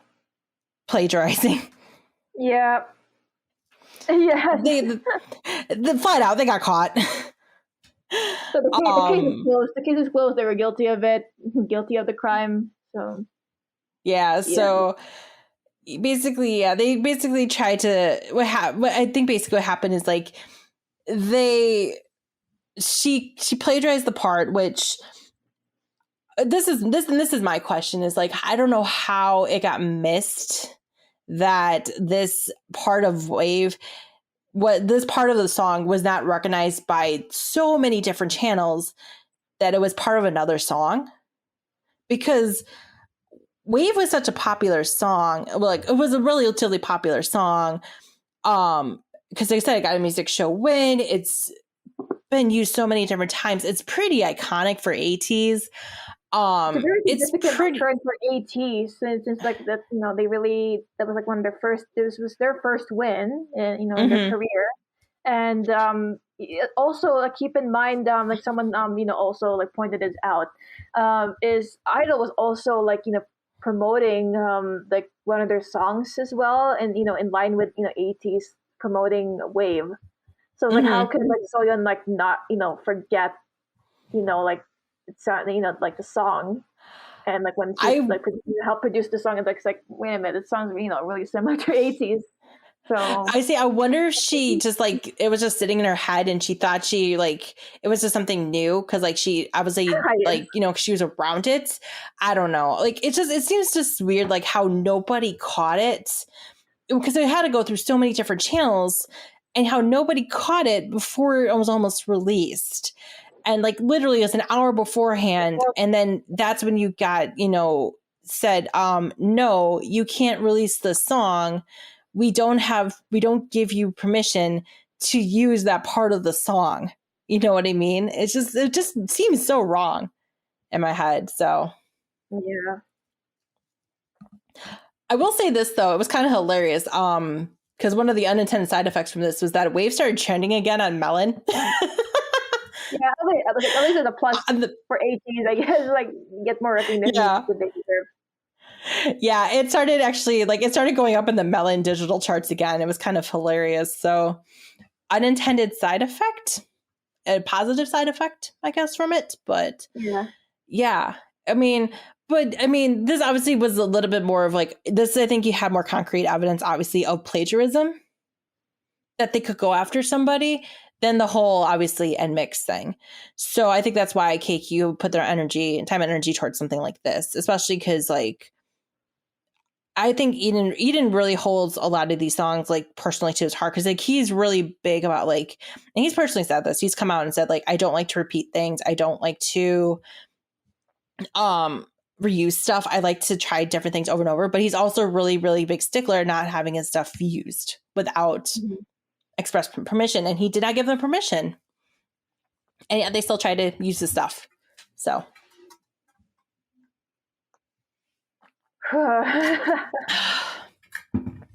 yeah, it's been a rough time being an 8-tinny as of late. No kidding. Oh my God. Like, you felt you're really drained. There's like the thing, like the story of like of this whole hullabaloo is like the pirate has become the pirated. Feels like it. It's just been it's been a whirlwind of a few weeks, and like I said, I will say this: it could be a multi that I can distract myself with other groups, but with Ateez being one of my main alt groups, and like this being like one of my main loves in K-pop, it hurt. Like it really hurt, guys. So yeah, this hurt for a while, but I think we're getting on the other side. And it just sucked too because like they're literally on break. Like they're literally at home well, they were literally at home resting with their families and stuff. Like they were literally posting pictures of them like resting with their families and hanging out with their families and stuff. And it just like, and then all this happened. It was just like, you gotta be kidding me. It's like, you know what? I just hope when Ateez comes back, Ateez should really pull through and like really support them at at the fullest, because you really want to you're really gonna campaign and they're we're being plagiarized and all that. You gotta stick with them. Like for their next comeback, you gotta pull through for Ateez. At this rate, I'm like, that's what everyone's been saying too on Twitter. It's like, if you're this gung ho about this whole thing, you all better be here next comeback and better pull your weight next time back. So I know, because like if the Ateez is not gonna like track well for the comeback, I'm not gonna make fun of everyone who's like they say like, oh, like Ateez deserves better. It's like, where were you for like their their legit comeback?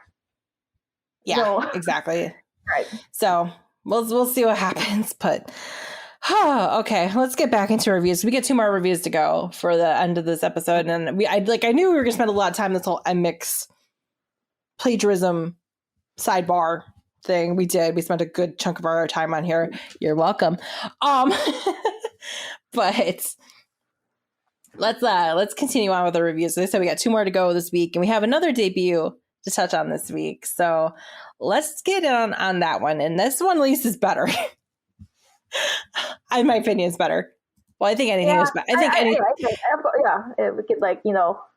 it's like you could like go so far from like far low. Like you have to like it's already a standard. It's already a standard. Yeah, I know the hurdle wasn't high after NMIXX, but I was looking forward to Tempest debuting. I really was looking forward to Tempest debuting, and again, with them having getting all COVID like right before their initial debut, because they were supposed to debut back, I think on the 21st or 22nd, or like the week before, and then they actually had to push it back to March 2nd. So, but they have finally debuted with their title track, with their first EP, I should say. It's Me, It's We, and the title track, Bad News.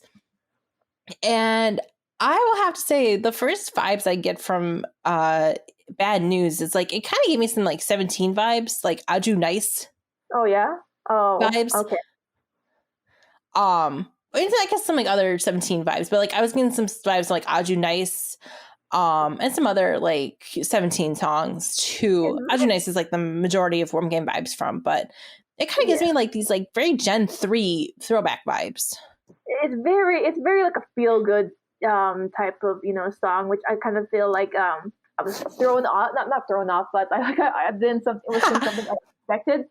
Because look at the title track, Bad News. I thought they're gonna have like a really like really grungy type of like debut, kind of like with what was like a new group last year. What was it? They were under what the hell they're under? They did like the bipolar. What was that? Oh, Cypher. Cypher. Is it Cypher? No, was it? No, not Cypher. Yes, like it was. I think it was Cypher, because we were like, it was kind of like, which one? Lockdown. They did Apex. Apex. That's what I was. Apex. Yeah. Apex. Yeah. Apex. Yeah. Apex. Because I thought they're gonna have like a really like grungy type of like feel like Apex with their debut song. So that's what I kind of felt, with going with Bad News. But then like when I saw the videos, like, oh, so bright and vibrant, like Bad News. Oh. Yeah. Okay. Yeah. Here comes bad news. Yeah, it's very fun, and it's very fun and flirty. And it was fun because like I said, it's very, it's like I said, it's very throwback Gen 3 vibes. And like the cool thing, I think it makes them stand out among Gen 4 groups, because you're kind of doing this different sound than other Gen 4 groups that have come out. You know what I mean? Like it's kind of already establishing them from the start as sounding uniquely different than every other Gen 4 group out there. Because they're kind of going back to these like more fun, flirty, fun songs. I mean, it'll be interesting to see if they'll do other what other concepts they'll do like later on, because obviously it's only a debut. But it'll be interesting to see like what their music will evolve, because I think this whole entire album is very, very throwback in its sound. Yeah, it feels like, to me, it feels like very old school with the type of like the quirky feel and the catchy beat. Like it feels very like something from like you can hear from the 80s or 90s type of sound. Yeah, it definitely has those vibes. It definitely has those like kind of vibes, those feelings to it. And like I said, it makes it stand out away from a lot of like the EDM noise we've seen from a lot of 4th gen groups. Not that like I said, I don't mind that, because I like the noise of the 4th gen. Like, obviously, look at me, I like Stray Kids, and I like the Boys, and I like NMIXX and other groups like that. But I like the fact, because this kind of establishes them as something different right out the gate. Mm-hmm. And I don't know, I just feel like this has they have a lot of potential. Yeah, they do. Yeah. What are they under again? Oh yeah, Yuha. It's the same as like Everglow. Yeah. I was the one who said it before. What are they again? Oh. Like what label are they under again? Yuha. Yeah, under Yuha. Yeah. Yuha. Okay. Mm-hmm. Yeah. So. Yeah, I kind of feel like with them, since like I guess like the younger brother group to Everglow. Hopefully they'll be able to get like the kind of like I guess same management and production with their comeback. Yeah, this one it's an okay debut for me. There's nothing I guess special that really came into my mind or like they really caught my attention. Mm-hmm. So hopefully we'll get a more exciting comeback for this. But this was like it's a fair way to introduce yourselves. Yeah, the one who really caught my attention was the rapper Hwarang. He's the guy with the white hair. Okay. Yeah, because like his rapping, it really impressed me. It's like wow, like I can already tell he has like that charisma, and like it's gonna be like people will easily recognize him. Okay, so apparently, I guess Hwarang actually was under he was on the competition show Under 18 back in 2018. So he's kind of been around for a while. And I know, like I said, I had my introduction to Tempest is because of Hanbin, because Hanbin was on Island, and Hanbin was super, super close to being in Hyphen. Like he just, he finished, I think he got ranked 10th overall, and he was so close to being in Hyphen. And so because he was part of Hype, and then he left Hype to go to Yunha to join Tempest. But yeah, I'm looking forward, because also know Hanbin is like the first like Vietnamese idol to debut, so in a group. So that's kind of a big achievement as well. But yeah, I mean, it'll be very interesting to see like where they will stand, where they'll go, into like I said, in a very crowded 4th generation market, because there's a lot of groups obviously on the 4th generation, and obviously we do have some kings out there, and it'll be interesting to see where they do stand, and where they'll develop and where they'll grow from here. Mm-hmm. So, but I think it's a pretty solid debut. Like I said, I like Bad News. I think it's a fun song. It's a fun flirty song. It's I kind of had it stuck in my head for a little bit. Just here comes bad news. Like I've had that stuck in my head, but I'll look forward to it. Is there any other songs off of this album that caught your attention? No, not really. I think like not really. Was the one who the one that did it. I think like a lot of the songs have like this like a similar I guess tone when it comes to like it's very feel good, very like very relaxing, or very like it's like almost like something of a summer vibe of an album. Yeah, I agree with that. Like I feel like this would have performed better maybe if it had come out maybe a month or two later. Yeah. You know what I mean? Because it's still a little too cold out for it, Yeah, because we're still like in the end of winter here.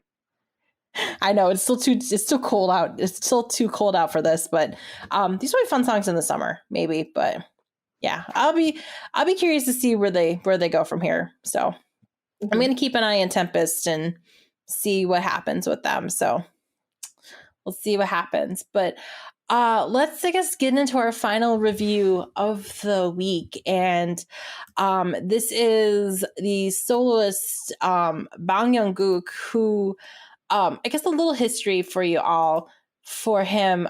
He's been around for a while. He was the leader of the group B.A.P, who was under TS Entertainment. He was the leader, main rapper in B.A.P all the way from 2012 till he left TS Entertainment in 2018 when his contract expired.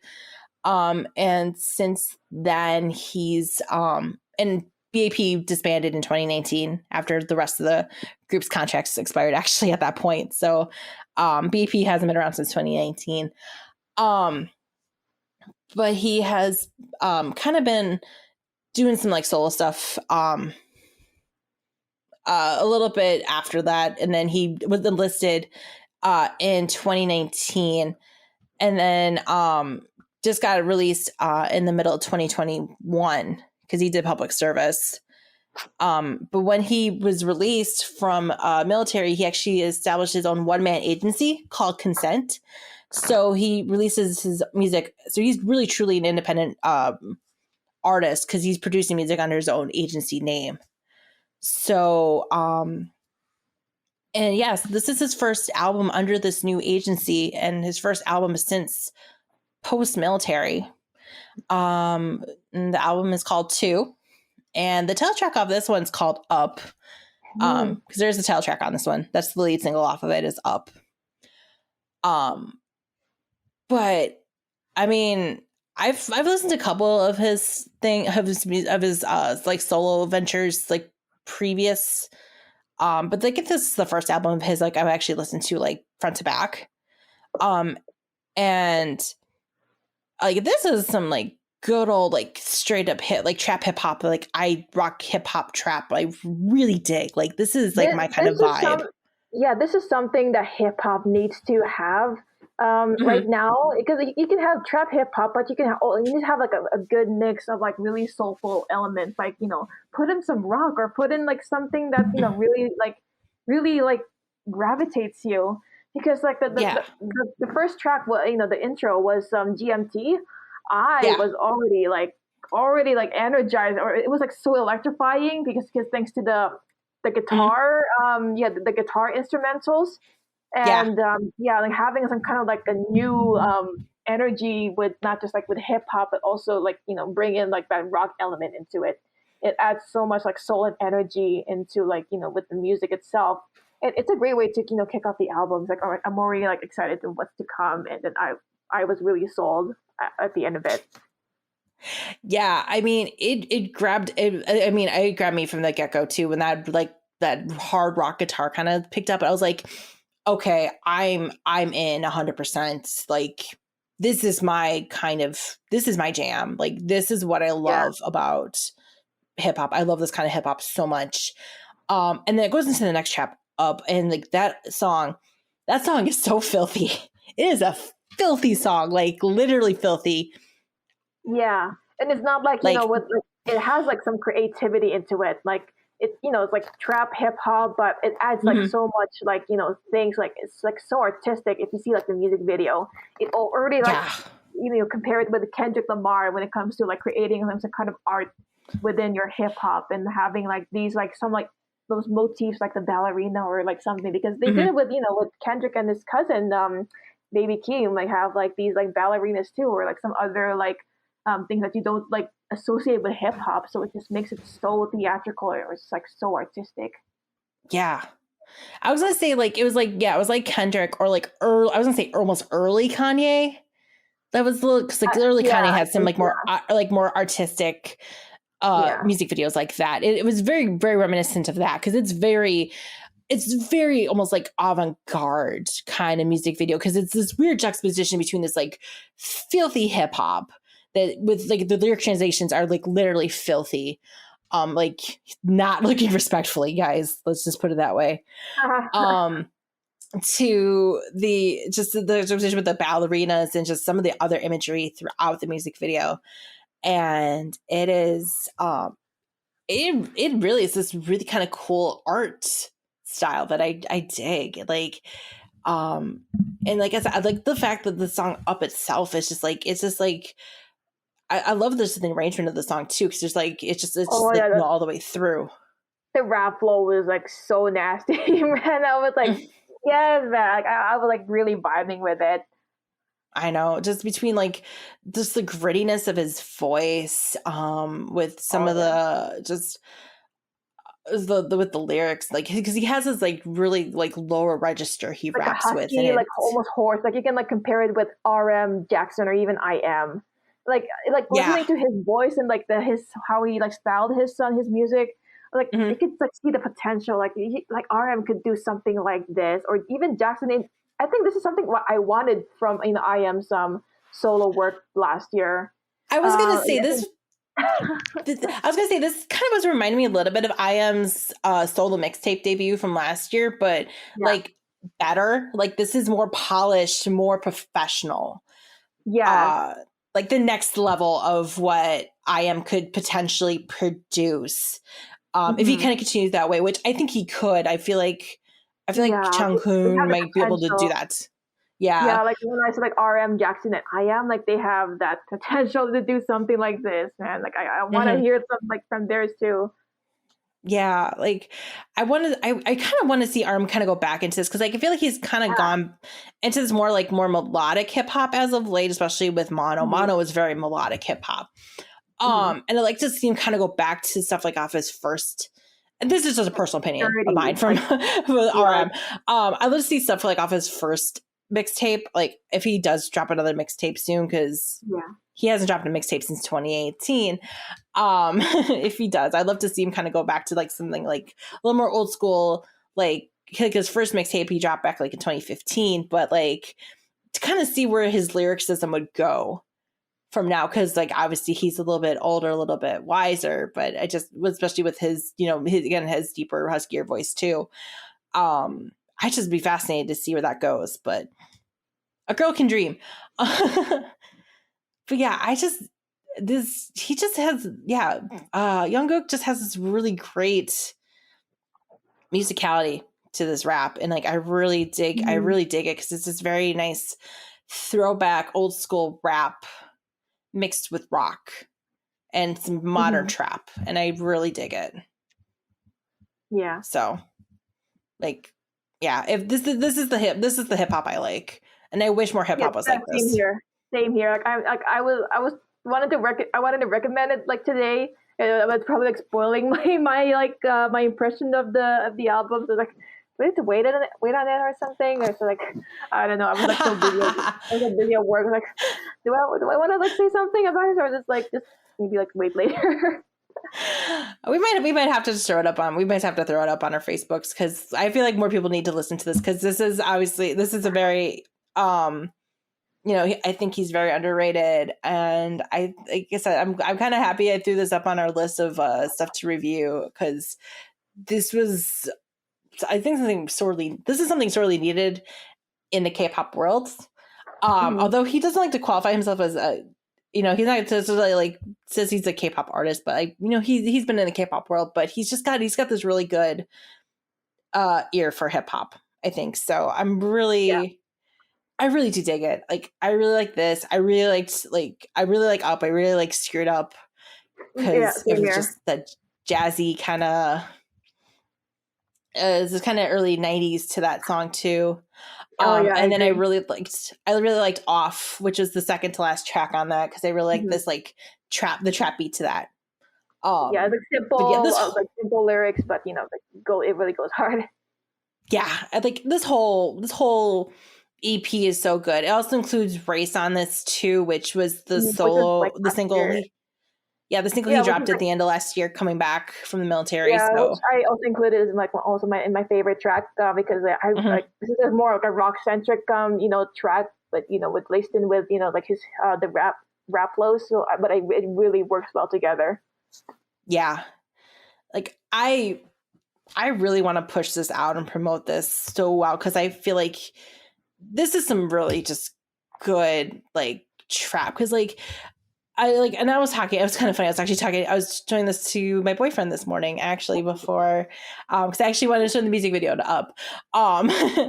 But it was like, I was talking about trap with him, and I'm like, there's some trap that just makes you want to just turn off right away. But this is the kind of trap I like, because it's just got this really good beat and just really good flow to it. And it's not so grating on you. And that's that's why I like trap in certain aspects of it. So, and I might be a little more forgiving on trap in some aspects than my boyfriend might be, but, because there's some trap out there that's horrendous, but this is some really higher level trap music, I think. Right. I think more like highbrow, I guess, type of trap music. I guess you could say highbrow if you wanted to. You could. Yeah, because a lot of the trap always rely on like the mumble or like simple, like arrangements and simple beats. I guess I want to I really urge like other like aspiring hip hop artists to like do more than that.